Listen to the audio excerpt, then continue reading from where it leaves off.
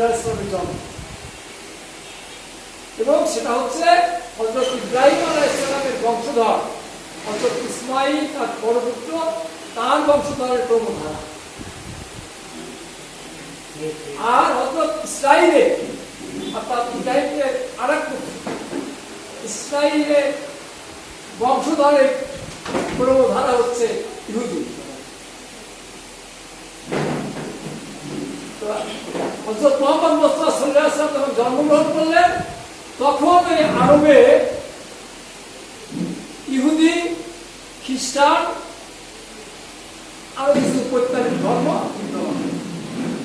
বড় ধর্ম ইহুদি এবং আল্লাহর ধর্ম ইহুদি এবং খ্রিস্টান, যদিও তারা আমাদের ইসলাম অনুযায়ী তারা বিপদগামী হয়ে গিয়েছে। তাহলে আমরা একটা জিনিস এখান থেকে দেখব,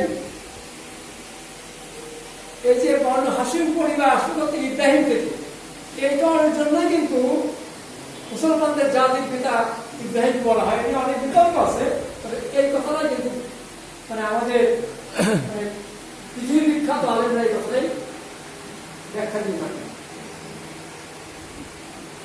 এখন এই দরজার একটা এখন যে কথাটা বলবো সেটা হচ্ছে হযরত মুহাম্মদ মুস্তাফা সাল্লাল্লাহু আলাইহি ওয়াসাল্লাম 40 বছর পরে 570-610 খ্রিস্টাব্দে উনি নবুয়ত পেলেন।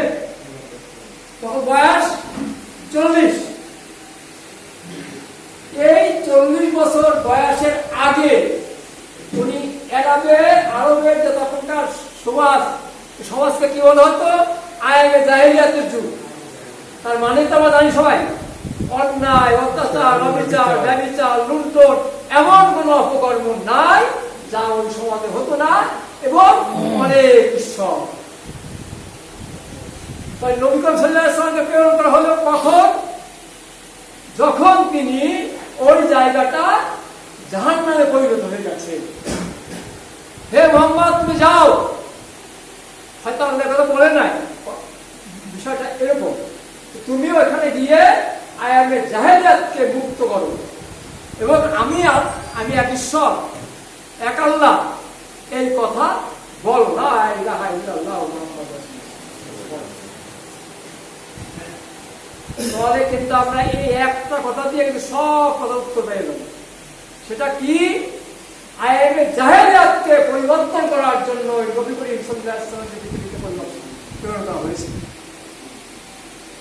তাহলে আমরা যদি আমাদের ব্যক্তিগত জীবনে, সমাজ জীবনে, শ্রমিকের সাথে মালিকের, মালিকের সাথে শ্রমিকের, কৃষকের সাথে খেতমজুরের, হিন্দুর সাথে মুসলমানের, মুসলমানের সাথে হিন্দুর, বৌদ্ধের সাথে খ্রিস্টানের, আমরা যদি অনাচার করি, অবিচার করি, তাহলে আমরা কেউ কি মুসলমান? আজকে আমাদের এই দিনে এই শিক্ষা গ্রহণ করতে হবে। আমি মুদ্রা কথা বললাম, সময় পাইলে আর একটু ব্যাখ্যা দিব।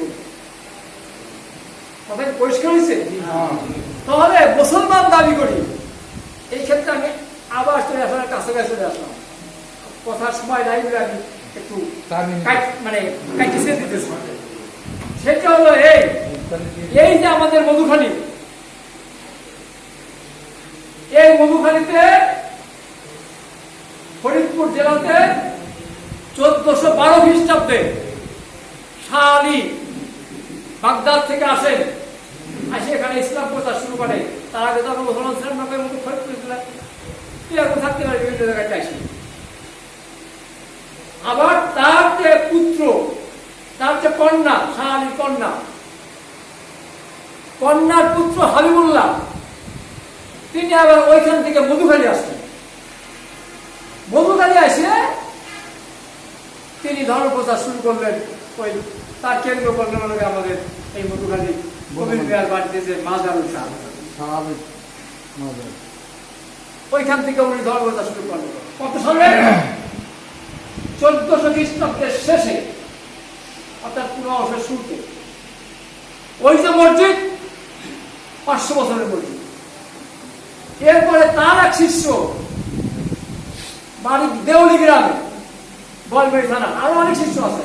একজন শিষ্য যার জকিসা, ওই যে গাড়া পাকা মসজিদ, 200 বছর আগে ওইখানে মসজিদ স্থাপন করেন এবং নিয়ে ধর্ম প্রচার করেন। আর ওই যে ওইখানে গাড়াখানা মসজিদ, শ্রীপুর গাড়াখানা মসজিদ, আর একটা বাদারকান্দিতে